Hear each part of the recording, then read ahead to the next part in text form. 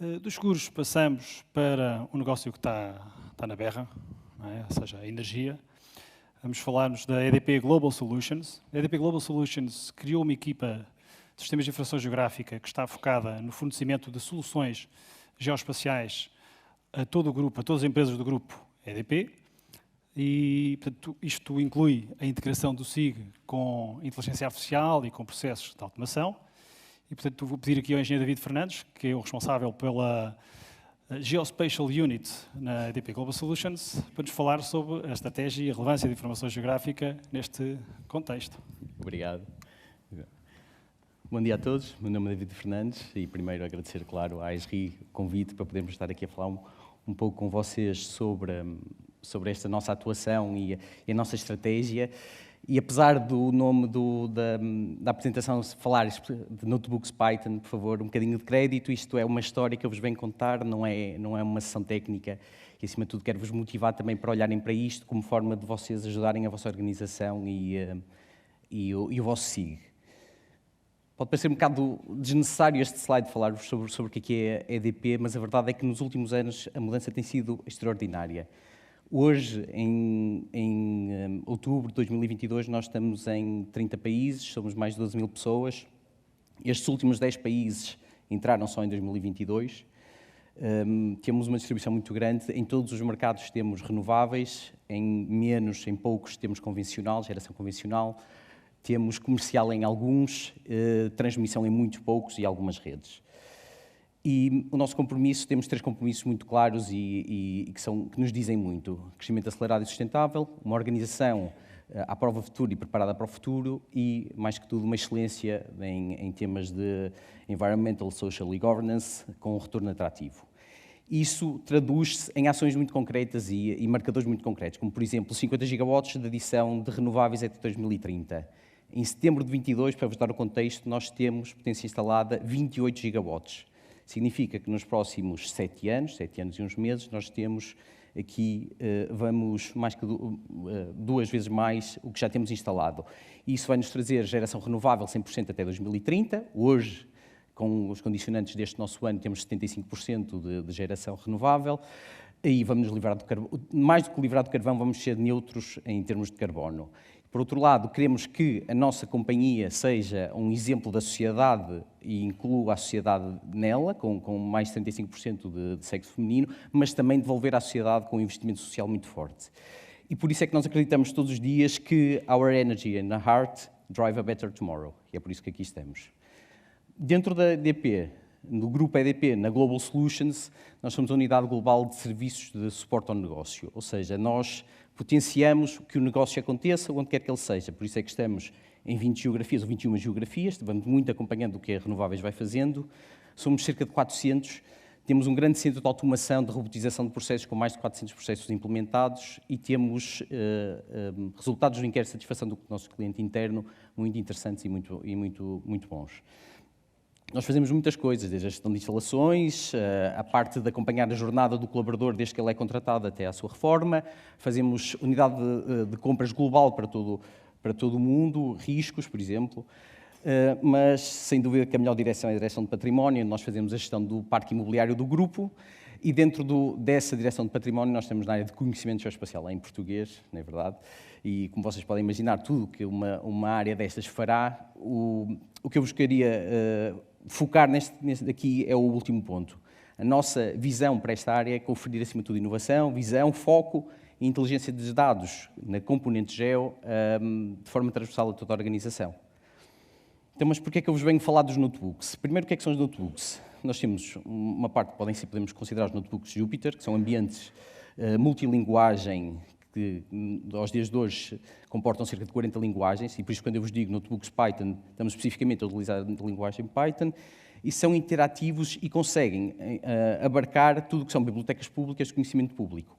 E estes dois itens, ou seja, ser interativo, ou seja, eu corro um pedaço de código e sei o resultado, e ter bibliotecas públicas em que já outras coisas são desenvolvidas por outros, é a grande vantagem destas bibliotecas, porque reduz imenso aquilo que são as barreiras da entrada de um programador básico a este mundo e consegue implementar mais facilmente estes notebooks onde opera. O lado do notebook do ArcGIS são, tipicamente, instalações em servidor com interface web e tem a grande vantagem de nós estarmos a operar nos nossos ambientes SIG e com a capacidade de utilizar as APIs de Python e de o ArcPy para fazer não só a parte do geo, mas também a parte de gestão dos nossos portais, dos nossos conteúdos, e tudo mais. Com a vantagem de não estar a correr no nosso computador e estar no servidor, o que nós temos feito é explorar muito e temos muita independência a organizar tarefas e pô-los a correr de forma recorrente. E é um pouco essa história que eu vos venho contar, e começo pela história do nosso património. Como é que nós conseguimos dar contexto a tudo o que é a nossa informação documental, dar-lhe um contexto espacial? E este é um grande problema nosso, porque a maior parte da nossa documentação ou é assim ou é o seu contraparte digital. E, claramente, nós precisamos de interação humana para analisar e mapear aquilo que estamos a ver, mas também o que nós pensamos foi que há aqui uma camada de aproximação que nós podemos resolver com a componente geo, com a componente de programação. E foi isso que fizemos.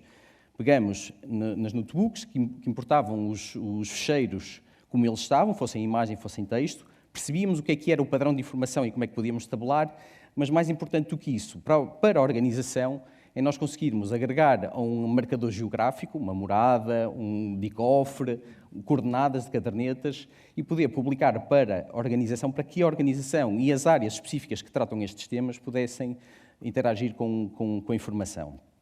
Da mesma forma, tratando de casos em que é digital, mas também obriga a uma manualização muito grande, ou seja, o caso do cadastro espanhol, que nós podemos consultar, mas a utilização é também muito um a um. O que nós fizemos foi também aproveitar as capacidades, recorrer a APIs que chamam os dados, os limpam, os trabalham, enriquecemos com aquilo que são dados de negócio e, finalmente, mais uma vez, não fica connosco, passa para a organização e nós transportamos para a organização.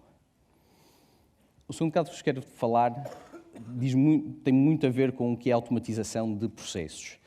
E nós temos aqui um processo bastante complexo e nós pretendíamos simplesmente simplificar o processo tanto para a equipa dos prestadores como para as equipas da nossa gestão interna para que eles aderissem a este processo digital. E trago-vos aqui o Bforest, foi um processo implementado em parceria com a EDP Produção, em que nós fazemos a gestão da faixa de combustível. E só para vos dar assim um pequeno aperitivo, nós estamos a falar de 420 locais de serviço, 1.700 hectares. Tínhamos, quando estávamos a desenhar o concurso público, tínhamos três prestadores de educação, três de fiscalização, 3 equipas internas de uma unidade de negócio, uma de outra, e depois quatro etapas. E como o Rui faz, venham ver, por favor, 14h50 vai ser muito interessante. Vou estar lá com a Raquel Moura e vamos apresentar em mais detalhe o que é o Bforest. Mas se nós desconstruirmos estas etapas todas, o que é que nos dá? Dá-nos mais de 1.600 execuções, que são 1.600 ordens de serviço emitidas pelo Workforce, que foram planeadas, que são validadas, que vão para a fiscalização, que são salvaguardadas na base de dados. Ou seja, o que nós estamos a ver quando estamos a pensar nisto é que, das duas uma, ou nós conseguimos uma equipa de gestão que fosse manualmente tratar disto tudo e supervisionar todos estes passos, ou então nós tínhamos que simplificar para promover a adesão a este processo digital que estava a chegar e que ia mudar muito das nossas atividades. Foi isso que fizemos e com a implementação de notebooks em Agol, mas também conseguimos com isto agregar informação num só sítio que nos permitiu, acima de tudo, contar uma história ao gestor que está a ver indicadores e está a perceber o que é que está a acontecer e também mitigar o erro de utilização, de termos um gestor a fazer sempre as mesmas tarefas repetitivas, vai dar erro, de certeza, e certamente quem o ia corrigir ia ser a nossa equipa. Por isso, dentro das etapas, o que nós acabamos por fazer foi construir 3 notebooks, que o que eles fazem primeiro é critérios de condições, ou seja, se cumpre as condições, podemos avançar, vamos para a frente, isto segue para outra etapa, mas também com logs muito bem descritos, para nós percebermos, porque alguma coisa vai falhar e nós temos que perceber o que é que falhou e andar para trás e tentar corrigir. Há uma piada muito recorrente, não é recorrente, mas uma piada programador, que é assim, a história é, um programador, com a analogia do bar, o programador desenha um bar, e a equipa de testes pede uma cerveja, pede 2 cervejas, pede 10 cervejas, pede 0 cervejas, pede uma bifana e uma tosta mista, pede ZZZ, Keyworth, qualquer coisa. Chega o utilizador e pergunta onde é a casa de banho. O bar explode e arde e tudo acabou. E é isso que nos acontece. O que nós vemos é que tudo aquilo que nós pensamos que podia correr mal, há sempre alguma coisa que acaba por falhar e nós precisamos de andar para trás e perceber o que é que falhou e para que amanhã não volte a acontecer. Finalmente, um caso da nossa gestão do portal. Como é que nós podíamos como é que nós podíamos conhecer o nosso utilizador, como é que nós podíamos ter métricas sobre aquilo que estávamos a usar, como é que nós podíamos gerir melhor o nosso portal. Para dar-vos contexto sobre o que é a nossa instalação Enterprise, a instalação é tudo que é infraestrutura TI e licenciamento é gerida pela nossa área Digital Global Unit, tudo que são conteúdos do portal, gestão do portal é partilhado por nós e pela EDP Produção, e no meio deste conglomerado nós precisamos, de facto, tomar decisões que são estratégicas para o desenvolvimento do portal e para aquilo que os nossos utilizadores estão a ver. Então nós conseguimos, mais uma vez, com os notebooks, com as bibliotecas do ArcGIS, conseguimos fazer pesquisa e análise do portal e conseguimos perceber como é que o meu utilizador usa o portal. Porque é que, tendo nós critérios de validade da sessão de 2 horas, porque é que o primeiro pico de manhã é sempre maior que o segundo pico da manhã? Porque é que o primeiro pico da tarde é sempre maior que o segundo pico da tarde? Bom, se calhar as pessoas que têm o mesmo interesse fazem sempre login, as outras, ao segundo login, se calhar pensam procurar no outro lado. Se calhar o que nós precisamos de fazer é arranjar aqui uma estratégia de single sign-on, em que as pessoas não tenham que estar sempre a digitar aquilo que é o login delas. Conseguimos perceber que à sexta-feira à tarde, curiosamente, o volume de atividade desce bastante e que há uma equipa de prestadores que, de facto, mantém, porque é a obrigação deles durante o tempo, mantém a atividade. Bom, se nós queremos fazer manutenção aplicacional e temos as equipas da CGI a fazermos isso, se calhar eles não têm que trabalhar ao fim de semana, mas podem antecipar aquilo que são manutenções e começar a trabalhar na sexta-feira, desde que nós consigamos, para aquela equipa em específico que continua a usar, conseguir dar-lhe uma solução para aquilo que eles precisam de fazer. E é com isto que nós temos experienciado a utilização do nosso portal.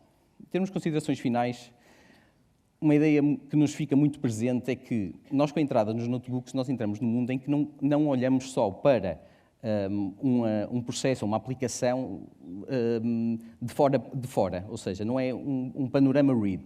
Nós temos a capacidade de interagir agora com as aplicações, conseguimos customizá-las, importar livrarias, modificar, e isso faz-nos entrar no domínio do conhecimento público, nós partilhamos informação dentro da nossa organização e customizamos e construímos à medida daquilo que são as nossas necessidades. E aí o papel da ESRI tem sido muito importante porque nós conseguimos a independência de fazer tudo o que são tarefas recorrentes, conseguimos a independência de conseguir ir ao portal e fazer por nós, que não somos TIs, conseguir fazer aquele trabalho que seguramente há uns anos teríamos de contratar ou subcontratar. Bom, vemos também spillovers para outras atividades, ou seja, nós vemos a nossa equipa a ser chamada, muitas vezes com um termo, vocês não conseguem pôr isto na vossa BIM e a ver o que é que sai, e a verdade, o que acontece aqui é que nós temos o tempo que medeia a ideia à execução no último ano, que é o tempo que nós temos, na verdade, de notebooks, diminuiu consideravelmente. Nós já partimos da ideia à execução de uma forma muito mais rápida do que tínhamos antigamente. E, acima de tudo, o que nós vemos é que, felizmente, nós estamos alinhados com a estratégia corporativa e estamos a preparar a nossa organização claramente para o futuro. E qual é esse futuro? Como vocês viram, nós adoramos dados limpinhos e coisas fáceis de trabalhar, que é o que nós temos sempre. E nós vamos agora, o primeiro passo, o grande passo vai ser aproveitar as capacidades e infraestrutura Data Lake que já temos na EDP, criar um data hub específico para fazer interligação do que são dados espaciais de cadastro mapeados com o cadastro em si e ligar com outros dados de negócio muito interessantes. E nós vamos recorrer seguramente muito ao que é as capacidades do notebook para o tratamento dos dados. Depois, tudo o que são aplicações que nós vamos desenvolvendo para as nossas unidades também seguramente vão ter muita automação e já não conseguimos voltar para trás, já não conseguimos pôr o gestor a trabalhar, manualizar e a fazer os processos manualmente.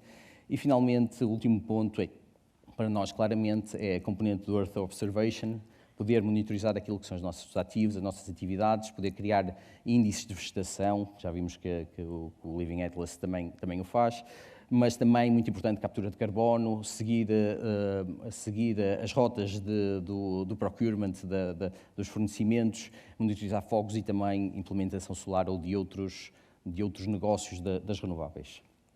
Obrigado. Bom dia.